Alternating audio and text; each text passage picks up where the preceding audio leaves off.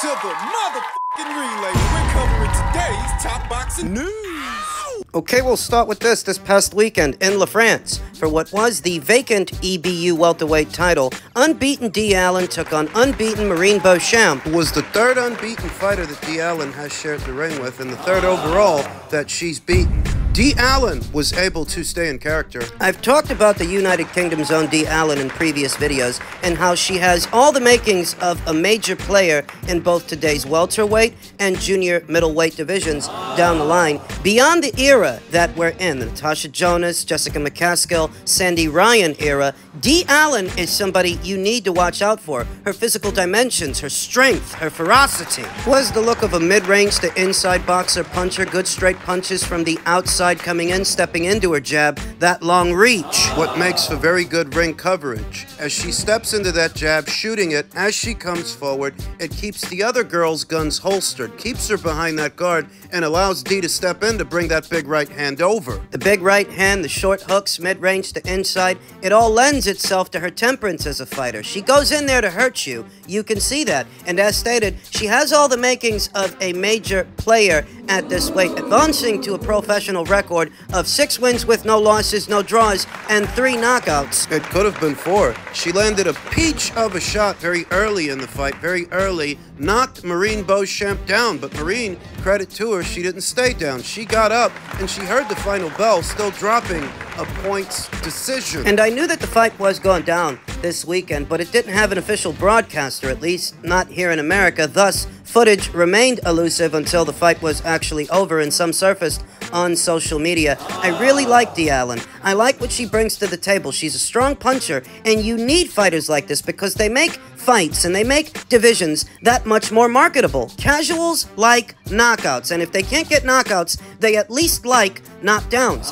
Dee Allen is good for those. She debuted as a professional in March of last year, and she fought 4 times last year, 2 times this one. Not quite as busy this year. This weekend's fight was the 3rd time that Dee Allen took an unbeaten fighter's unblemished record, took their oath. She's good at that. Anybody watching a tape on Dee Allen, anybody worth any kind of money, will immediately identify her as a high-risk, low-reward fighter. Fighter with great physical dimensions, great boxing ability, and great power. You often hear it said that there are not that many strong punchers in women's boxing. You can't say that about Dee Allen, not if you've seen her.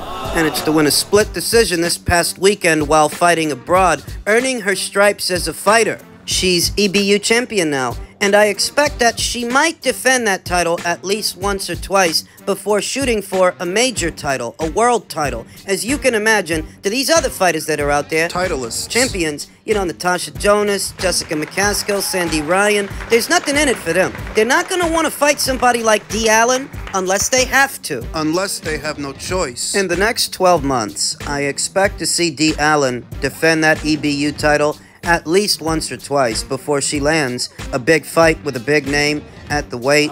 She's only got 6 pro bouts, so she's going to need more rounds in the bank anyway, more experience. And you know what? If the well is running dry at welterweight in the next year or so, she can always move up to junior middle. She's got the dimensions and the punching power, the boxing acumen for it. Down the line, I wouldn't mind seeing Dee Allen versus Femke Hermans for Femke's newly obtained IBF title. She very recently had the rematch with Canada's Mary Spencer for the newly vacated IBF, and Femke won it. Femke won the rematch, Femke's IBF champion.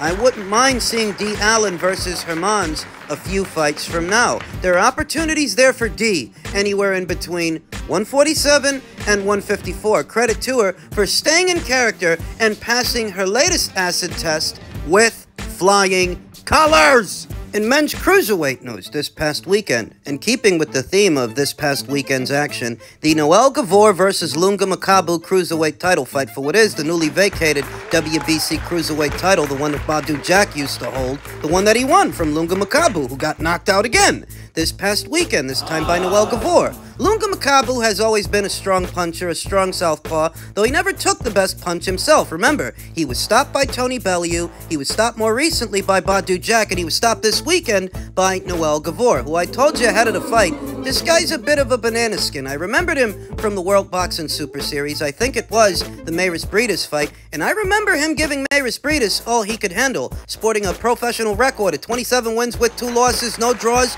12 knockouts, having never been knocked out in 29 professional bouts, only 32 or 33 years old. Plenty of time to make a splash in today's cruiserweight division where the landscape is rapidly changing. Chris Billam-Smith became a champion in his last fight against then-champion Lawrence Okolie. Chris Billam-Smith was going to be returning to action very soon against Matthias Masternak. And with Matthias Masternak, like Noel Gevor, there's banana skin energy there. There's potential for an upset to happen because Matthias Masternak, like Noel Gevor, this is a guy who's been around the block and he's been in there with good fighters. And Chris Billam-Smith, God bless him, as entertaining as he is, he ain't exactly perfect either. He ain't exactly Pernell Whitaker. Now, as it pertains to Noel Mikhailian, otherwise known as Noel Gevor, this is a guy who hasn't been that active the last few years. He missed out on all of 2021, returned to action briefly in February of 2022, and that was the only fight that he had last year. This year, the only fight he's had was the Lunga Makabu fight this past weekend, so I expect him to be a little bit more active in the coming year, as he is now a world champion, one of 4 in the men's cruiserweight division. Noel Gevor, he's got the WBC. France's own Arsène Goulamarian, he's got the WBA. Chris Billam-Smith, who's going to be defending his title very soon, he's got the WBO. And Australia's own Jai Opetaia, he's got the IBF, the best one among them, if you ask me. Now would be a good time for the Sutherland brothers to dust off the World Boxing Super Series, but alas, today's cruiserweight division is a lot more political than it used to be. Sides of the street, promotional and platform issues are now rampant in today's cruiserweight division. That didn't used to be the case, but Jai Opetaia, he's with Matchroom. Chris Billam-Smith, he's with Boxer. It's rumored that so is Arsène Goulamarian. Rumored, but not confirmed, and he's supposed to be on the hook to satisfy his mandatory challenger, former champion Uniel Dorticos of Cuba. And we'll see what happens with that. At this time, I'm not aware of any political or promotional affiliations Noel Gevor may have with Don King. Don King, who promotes Lunga Makabu's fights. He promoted this past weekend's fight, and I'm not sure if Don King has options on him, though it wouldn't surprise me if he did. But what the hell is Don King gonna do with Noel Gevor? Past weekend's fight went down in Florida. Once again, you tell me, what the hell is Don King gonna do with an Armenian cruiserweight? What's he gonna do with him? What is he able to do for him? The most I can think of is loan him out to someone else, loan him out to a major promotional outfit that can use him. I'd like to see Jai Opetaia versus Noel Gevor on the predication that while Jai Opetaia would like to fight Chris Billam-Smith, Chris is over there at Sky Sports and Boxer. He's not crossing back over to Matchroom, not for that fight. He couldn't if he wanted to. If he takes care of business with Matthias Masternak, he's supposed to still be on the hook to satisfy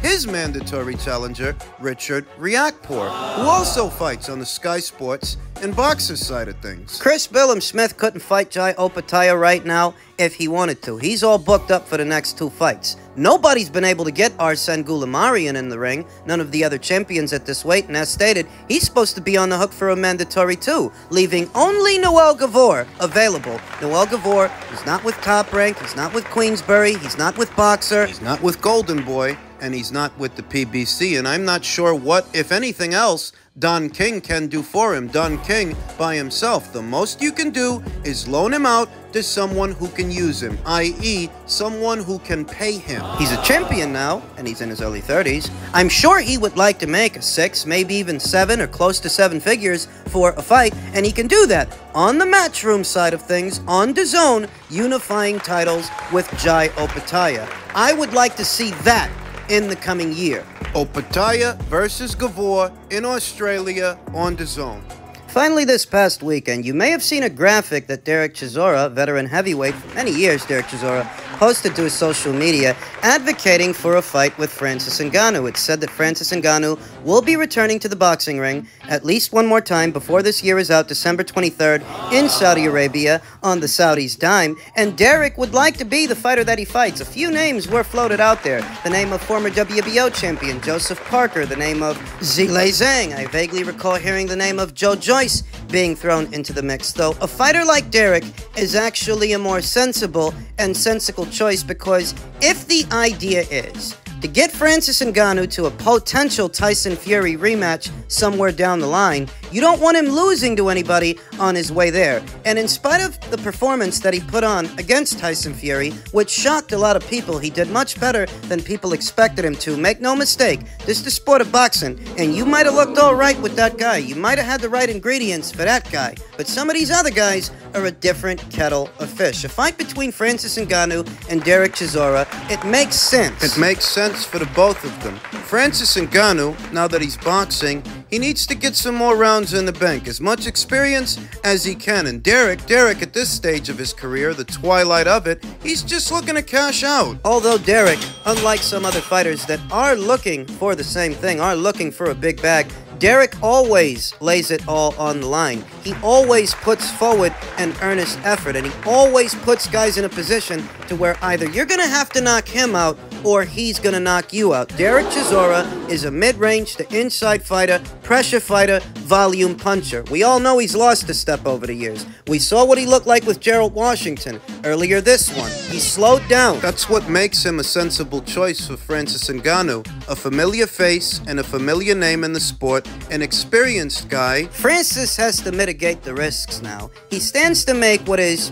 a lot of money and not a lot of fights now that he's boxing. And while Derek Chisora is an experienced guy, very experienced, and a familiar face, he's not so risky an opponent. You know, if this were the Derek Chisora that fought Dillian White years ago in their first fight, or the Derek Chisora that knocked out Carlos Takam, I would say that fight for a guy like Francis in this situation, that's biting off more than you can chew. But today's version of Derek Chisora, who has so obviously lost a step. Today's version of Derek makes a lot of sense for Francis Ngannou. The challenges themselves and his way about fighting a fight, going about it, it is different than what you get from Tyson Fury. Tyson Fury, for the most part, has always been a very nervous fighter with a very nervous style of fighting, staying on the balls of his feet, moving around, and pumping out the jab. That's how he usually goes about fighting a fight, whereas Derek is the exact opposite. Derek is going to step into his jab, close the distance, bob and weave, and bring over big right hands, huge ones. His timing ain't what it was, his speed, his sharpness. But that is what he's going to do, which would make it easier, at least easier in theory, for Francis Ngannou to find him. He wouldn't have to go looking for him because Derek would bring the fight to him, making it easier for Francis to use his power. What power has crossed over from MMA into boxing? A lot is being made about how Francis Ngannou looked against Tyson Fury, looked against the boxer. Now let's see how he looks against the puncher, albeit an aging puncher, a very faded puncher, but a puncher still. Don't tell me that Tyson Fury was a puncher just because he beat up Deontay Wilder, because that's the only guy he ever beat up like that. That's the only time that Tyson Fury was able to play the bulldozer, the bully. The rest of the time, he's a boxer. The vast majority of the time, he's the boxer, whereas Derek Chisora, he's always the bull rusher. He's always the bully. He's always the pressure fighter. He's a fighter who, for better or worse, he always stays in character, and I feel like he can test Francis Ngannou's boxing in ways that Tyson Fury did not. When you think about it, this is the natural order of things. When a guy's new to boxing and he's starting out, his first couple of fights, they are against journeymen. They are against gatekeepers and guys with losses in the double digits. Guys like Derek. So the fight actually makes a lot of sense, and as stated, I feel like Derek can test Francis Ngannou in ways that Tyson Fury did not. Tyson Fury, who, rumor has it, is contemplating retirement behind that stinker, behind that disgraceful performance with Francis Ngannou, he's considering hanging the gloves up. That's what the rumor mill is spinning. On top of what are piss-poor viewing figures, piss-poor pay-per-view buys in the United States. We talked about that in my previous video, how rumor has it, here in America, on ESPN Plus, all the pay-per-view brought in was about 56,000 buys via streaming, and on conventional cable and satellite, all it brought in was a little over 11,000, which doesn't come out to much, considering what the Saudis spent to do this thing. I know that money is no object to these people, but at the same time, I don't know anybody who's in the business of just frittering money away. Fucking off that amount of money, you could have did this same thing for much less. For fucking off that amount of money on Francis Ngannou and Tyson Fury, you could have used that money for the Wilder versus Joshua fight. And those two guys, they would have actually brought you something back. Because Anthony Joshua, he's a bigger draw than Tyson Fury, whether people like to admit it or not. That's why Anthony's on the Forbes list and Tyson Fury isn't. That's why Tyson Fury's been fucking off Top Rank's money for years now. And that's what the paper trail shows. That if they wouldn't have pulled the funding from Joshua versus Wilder, they would have made more money on that than they ended up making on this. Rumor has it that the pay-per-view buys in the United Kingdom,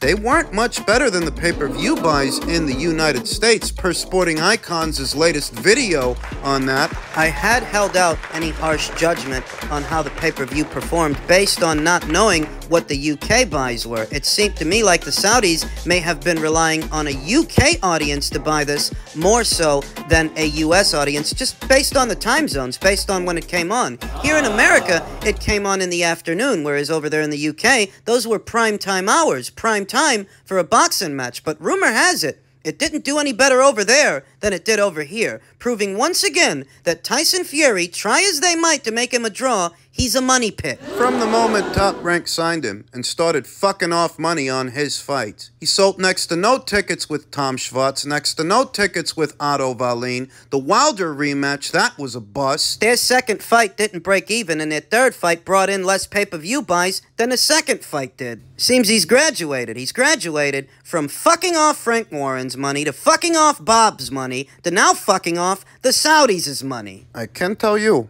with an absolute certitude that if they would have used that money for Joshua versus Wilder instead of Fury versus Ngannou, Joshua versus Wilder would have brought their money back. If anything, they would have made money on that. They chose to waste money on this. I wonder if this affects their relationship moving forward with Frank and Bob, and what they're willing to spend on a fight. I know that money is no object to these people, but I also know that nobody's in the business of just burning money, frittering it away, fucking it off. Then again, maybe they are, and that's why they chose to waste it on Tyson Fury.